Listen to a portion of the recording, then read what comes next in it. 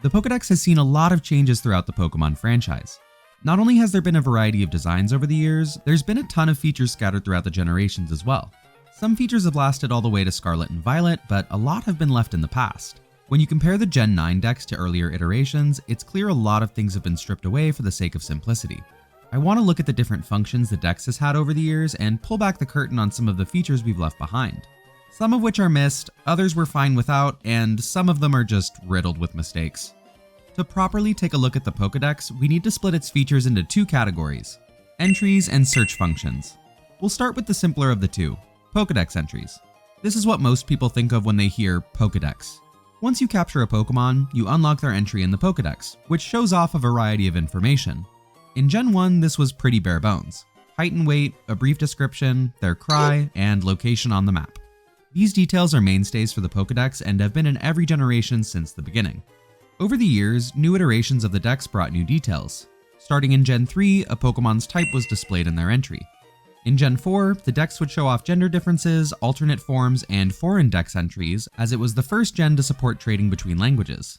Lastly, Gen 7 was the first to show different entries for different forms, including regional variants, mega evolutions, and most importantly, Pikachu in a cap. All the features I just mentioned are still present in the Pokedex as of Generation 9, but there's quite a few that came and went.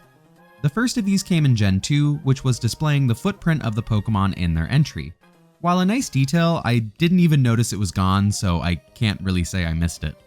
Weirdly enough, the last games to feature footprints were black and white, which means they were gone by Black and White 2.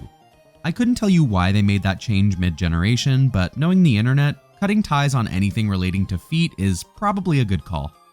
The next feature to be introduced and taken away was seeing a Pokemon's cry displayed as sound waves. This was introduced in Gen 3 and lasted through Gen 7. Pokemon cries themselves are still around, we just lost the sound waves. While this may seem unimportant, and don't get me wrong, it is. Some games allowed you to play around with reverb and filters for some reason. I don't know why they did this, but I definitely spent some time in the DJ booth myself, so I can't really hate on the feature as a whole. The last feature for entries they took away, and arguably the best of the bunch, were height and weight comparisons. Both of these features compared a Pokemon directly to the trainer, which made for some amusing results. Height comparisons, available in Gens 3 and 4, helped give the player some size perspective. It was always crazy to me to see how small Pokemon were, especially starters. I know you can see their height in the Dex entry and then just think about it in real life, but this is more fun. But weight comparisons were way more fun. Only available in Gen 4, weight comparisons would put you and the Pokemon on opposite ends of a scale to, again, help give players some perspective. Chances are if you use this feature, you probably got the heaviest Pokemon possible so you could launch your character into the stratosphere. It's truly the little things in life, you know? When you look at the spread of information available in the Pokedex throughout each game, it's surprising how inconsistent it really is. While I don't think any of these features need to come back, it's interesting to see what features were deemed necessary and which weren't. But Dex entries are only part of the equation. Like I said earlier, the other side to the Pokedex is search functions. This is where things really get weird, and it's actually the reason I wanted to make this video in the first place. If you take a look at Scarlet and Violet, the search functions are pretty minimal. Outside the standard numerical order, all you can do is organize Pokemon alphabetically, based on weight, or based on height. These are all useful, but it's pretty lackluster compared to what was available in the past. For a while, you could search Pokemon by type. This only applied to the Pokemon you caught, but regardless, it was still a useful organization tool. If it was still around, I feel like it would make sense to show typing of a Pokemon as long as you fought them. Nowadays in battle, you can see if moves are effective or not effective after you've fought something once, so this is just a logical train of thought. You could even use this feature for planning a monotype run, or you could just check out my video on monotype runs, shameless plug. In addition to organizing by type, at one point you could also look up Pokemon by groups of letters. Now this is a feature I can understand removing. The alphabetical list just covers it, but it is really funny to think of someone going, what was that Pokemon again?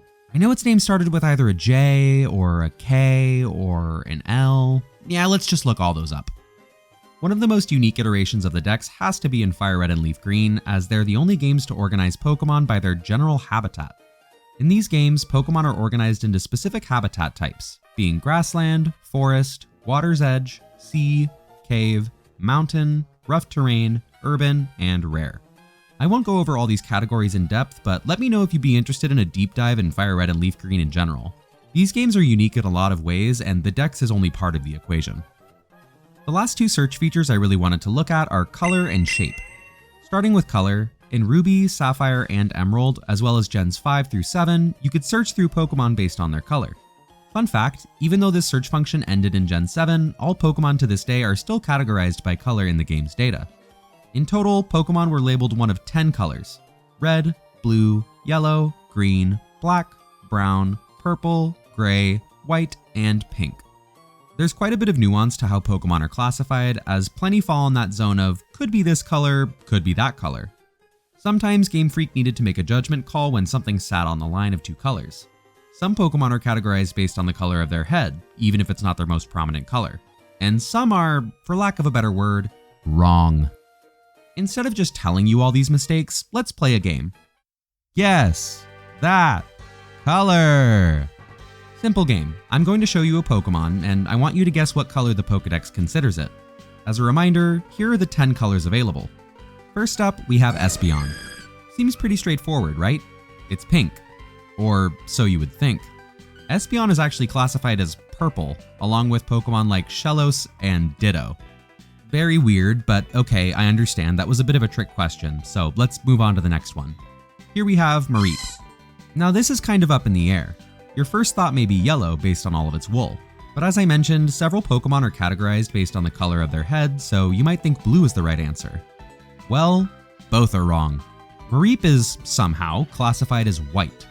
Yeah, totally. I definitely see that. For sure. Alright, well, this game isn't going so well so far, so let's pick up the pace a bit. Lightning round. Exploud. Thinking either purple or pink? Nope, it's blue. Alakazam. It's gotta be yellow, right? Incorrect, it's brown. Wormadam Trash. Easily pink, right? Except not, because it's red. Sandaconda, Regidrago, and Roaring Moon, all considered green. You see what I'm getting at here? I can easily see why they removed the search function from the Pokedex, because all it would do is piss people off. Myself especially. And I didn't even mention that the lack of an orange category throws a ton of things off. Perfect example, Torchic, Pawmot, Trapinch, all different colors. If you ever want to go down a rabbit hole that will drive you crazy, looking up Pokemon by color will do the job. The last search function is shape. Introduced in Generation 4, you could search up a Pokemon based on their body shape from one of 14 different options. Just like with colors, even though this function ended in Gen 7, all Pokemon since then are still put into one of these groups. Over time, the exact shapes they use have been updated, with the current list looking like this. While these shapes have never been officially named, some fans have given the following descriptions based on their main features. And oh boy, if you thought the colors section was bad, prepare yourself. Bounsweet is in the head and legs group, but other Pokemon with tiny legs like Shelmet, Poltegeist, or even Meltan are considered to just have heads. Kingler and Corsola are categorized as having insect bodies because, sure, yeah, why not? The fish group includes basically anything with fins, yet it doesn't include Tirtuga, which is classified as a quadruped, which is also where Roaring Moon is. Because yeah, no, between these two pictures, Roaring Moon is definitely the first one, obviously. Primeape is in the bipedal group that includes tails, despite not having a tail. And I don't want to hear anything about how Mankey has a tail because they did it the right way with the Machop line, who switches to a tailless line as soon as they evolve. But Pokemon like Lickilicky, Victini, and Sneasler, who all pretty clearly have tails, are in the tailless category. And then there's Meowth, bipedal, with a tail, and it's considered a quadruped. Flittle apparently has a single pair of wings, and Pyukumuku is a serpent? Who the hell made these decisions? I can see why they got rid of searching by shape. While it's entertaining to look through, it's very poorly done. Professor Oak would be ashamed. It's always interesting to look back on the Pokedex and see what Game Freak considered a good idea and what they considered a bad idea. I'm excited to see how it changes in future generations and what new ideas they may come up with. Hopefully we get a small break from every Pokedex being a glorified cell phone. But in all seriousness, I really hope they bring back the weight comparison because I want to put my character on a scale with Cosmoem and just launch them into space. If you're new to my channel, be sure to hit the subscribe button. If you made it this far in the video, you're clearly a fan of something I'm doing here. I've got a lot of fun topics planned for the future that you don't want to miss. Speaking of which, I need to get working on those. So for now, as thanks for making it to the end of the video, here's a picture of my dog. Talk to y'all soon.